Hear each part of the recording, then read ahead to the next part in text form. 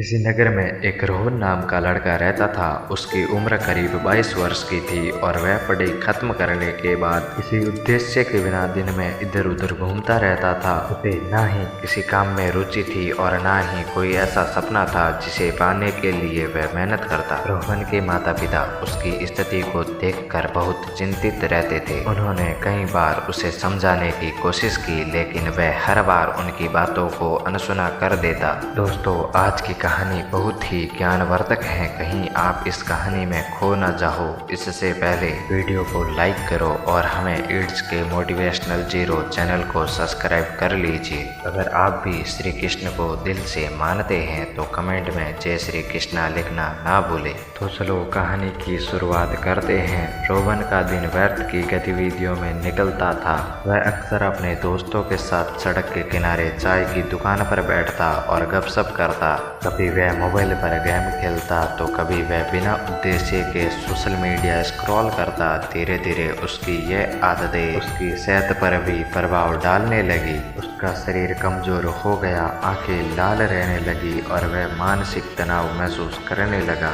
उसके मित्र भी उसकी हालत को देखकर मजाक उड़ाने लगे। एक दिन उसके दोस्त ने हंसते हुए कहा, अरे रोहन, तुम तो बस किसी चाय की दुकान के स्थायी ग्राहक बनकर रह जाओगे। तुम्हारे जीवन का क्या उद्देश्य है? यह सुनकर रोहन को बुरा तो लगा, लेकिन उसे अपने दोस्तों के ताने को भी गंभीरता से नहीं लिया। एक सुबह जब सूर्य धीरे धीरे पूर्व दिशा से निकल रहा था और नगर के लोग अपने अपने कार्यों में व्यस्त हो रहे थे, रोहन ने सोचा कि आज वह थोड़ा टहलने जाएगा। वह यूं ही बिना किसी लक्ष्य के चलते चलते नगर के बाहर स्थित एक श्री कृष्ण के मंदिर तक पहुंच गया। वहां का वातावरण बहुत शांत और दिव्य था। पेड़ पौधे हरे भरे थे और हवा में एक अद्भुत ताजगी थी। मंदिर के पास एक बड़ा पेड़ था। उसके नीचे एक महात्मा जी बैठे थे। उनका चेहरा तेजस्वी था और उनके व्यक्तिगत में एक विशेष आभा थी।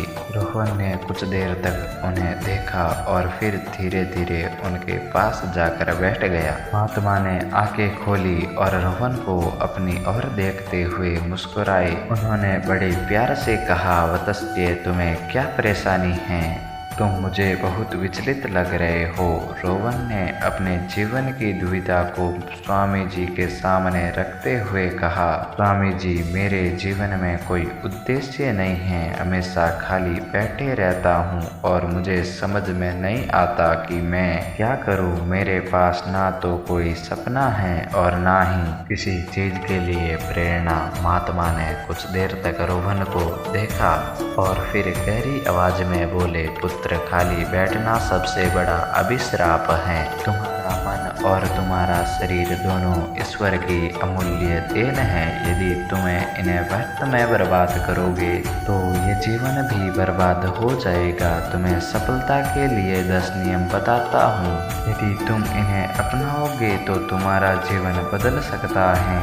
रोहन ने श्रद्धा से सिर झुकाया और महात्मा की बातों को ध्यान से सुनने के लिए तैयार हो गया। नंबर 1, सपनों को लक्ष्य में बदलोगे। महात्मा ने कहा, हर व्यक्ति के मन में कोई ना कोई सपना होता है, परंतु केवल सपना देखना ही पर्याप्त नहीं है। जो अपने सपनों को लक्ष्य में बदलते हैं वही सफलता प्राप्त करते हैं। सबसे पहले यह तय करो कि तुम्हें अपने जीवन में क्या पाना है। यदि तुम यह नहीं जानोगे तो तुम्हारा जीवन बिना दिशा के एक भटकते हुए जहाज की तरह हो जाएगा। यह सुनकर रोहन ने सोचा कि उसने अपने जीवन में कोई भी लक्ष्य निर्धारित नहीं किया था। उसका मन पहली बार अपने जीवन की दिशा के बारे में सोचने पर मजबूर हुआ। नंबर 2, समय का सही उपयोग करो। महात्मा ने आगे कहा, पुत्र, संसार में समय सबसे अमूल्य चीज है। यदि तुम समय को बर्बाद करते हो तो यह लौट कर वापस नहीं आता। जो व्यक्ति समय की कदर नहीं करता उसके जीवन में सफलता नहीं मिलती। हर क्षण को एक अवसर की तरह देखो और उसका दुर्भाग्य करो। एक अच्छा दिन वही है जिसे तुमने कुछ नया सीखा हो या कोई ऐसा कार्य किया हो जो तुम्हारे लक्ष्य के करीब ले जाए। महात्मा ने एक कहानी सुनाई। प्राचीन समय में एक राजा था जो बहुत ही आलसी था। उसके राज्य का हाल बुरा था, क्योंकि वह सोचता रहता कि वह कल से काम करेगा। एक दिन उसका राज्य शत्रुओं ने छीन लिया। तब उसे एहसास हुआ कि उसका आलस्य और समय की बर्बादी ही उसकी हार का कारण बनी। नंबर 3, ध्यान और एकाग्र को अपनाओ। ध्यान वह साधन है जो तुम्हारे विचलित मन को एकाग्र करता है। यदि तुम प्रतिदिन ध्यान करते हो तो तुम्हारा मन शांत और एकाग्र बुद्धि बढ़ने लगती है। महात्मा ने एक कहानी सुनाई। किसी समय एक युवा साधक अपने ध्यान में बहुत परेशानी महसूस करता। उसका मन भटकता रहता और उसे कभी शांति नहीं मिलती। फिर उसके गुरु ने उसे पेड़ की जड़ों को देखने का निर्देश दिया। साधक ने देखा कि जड़ें जमीन में गहरे तक फैली हैं और मजबूत हैं। गुरु ने कहा, जैसे जड़ें पेड़ को स्थिर बनाती हैं, वैसे ही ध्यान तुम्हारे मन को स्थिर करता है। तब से साधक का जीवन बदल गया। नंबर 4, छोटी छोटी आदतें विकसित करो। महात्मा ने रोहन को बताया, हर बड़ा परिवर्तन छोटी छोटी आदतों से शुरू होता है। तुम हर दिन एक नई सकारात्मक आदत अपनाने की कोशिश करो, जैसे सुबह जल्दी उठना, पढ़ाई करना या व्यायाम करना। छोटे छोटे सुधार तुम्हें महान उपलब्धि तक ले जाते हैं। रोहन को याद आया कि वह अनुशासन में नहीं रहा था।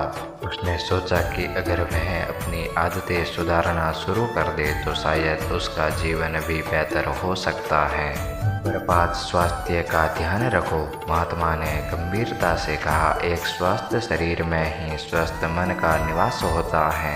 यदि तुम अपने शरीर का ध्यान नहीं रखोगे तो तुम्हें सफलता प्राप्त करने में कठिनाई होगी। तुम व्यायाम करो, पौष्टिक आहार लो और अपनी दिनचर्या में संतुलन बनाए रखो। स्वास्थ्य ही सबसे बड़ी पूंजी है। रोहन ने यह सुनकर सोचा कि वह कितना कमजोर हो गया था। उसने फैसला लिया कि वह अपने शरीर को मजबूत बनाने के लिए हर दिन व्यायाम करेगा। नंबर 6, सकारात्मक सोच रखो। महात्मा ने कहा, यदि तुम अपने जीवन में सकारात्मक सोच अपनाओगे तो तुम्हें हर परिस्थिति में अच्छा देखने की आदत होगी। तुम अपने विचारों को नियंत्रण करो, क्योंकि वही तुम्हारे कार्यों को प्रभावित करते हैं। नकारात्मक सोच बाधाएं खड़ी करती है। महात्मा ने एक प्रेरणादायी कहानी सुनाई। एक किसान था जिसके खेत में बाढ़ आ गई। वह सोच रहा था कि अब उसका क्या होगा।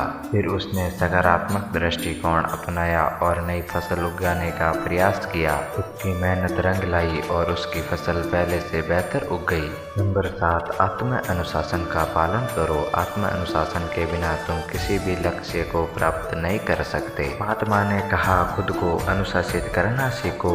यह जानो कि कब क्या करना है और कब क्या नहीं करना। अपने समय और ऊर्जा का सही दिशा में उपयोग करो। नंबर 8, विफलताओं से सीखो। जीवन में असफलता ही तुम्हारे सबसे बड़ा शिक्षक है। तुम्हें असफलताओं को अपने अनुभव की तरह देखो और उससे सीखो। महात्मा ने सलाह दी। नंबर 9, हर दिन कुछ नया सीखो। महात्मा ने कहा, ज्ञान अर्जित करने से तुम अपने जीवन में नई ऊंचाई पा सकते हो। हर दिन कुछ नया सीखने की आदत डालो, चाहे वो किताब पढ़कर या किसी विशेषज्ञ से सलाह लेकर। अपने अनुभव से सीखने की प्रक्रिया कभी समाप्त नहीं होती। नंबर 10, कभी हार मत मानो। एक बार एक मूर्तिकार ने एक सुंदर मूर्ति बनाने की कोशिश की, पर हर बार उसकी मूर्ति टूट जाती। उसने हार नहीं मानी और हर बार अपनी गलती से सीखता रहा। आखिरकार उसने उत्कृष्ट मूर्ति तैयार की, जिसे उसे प्रसिद्ध बना दिया। तो दोस्तों, उम्मीद करता हूँ आपको ये कहानी पसंद आई होगी। ऐसी और कहानी और प्रेरणादायक वीडियो पाने के लिए इट्स के मोटिवेशनल चैनल को सब्सक्राइब करें और वीडियो को लाइक करें। मिलते हैं फिर किसी ऐसी कहानी और प्रेरणादायक वीडियो के साथ। अपना ख्याल रखना। कमेंट में जय श्री कृष्णा लिखना ना भूलें।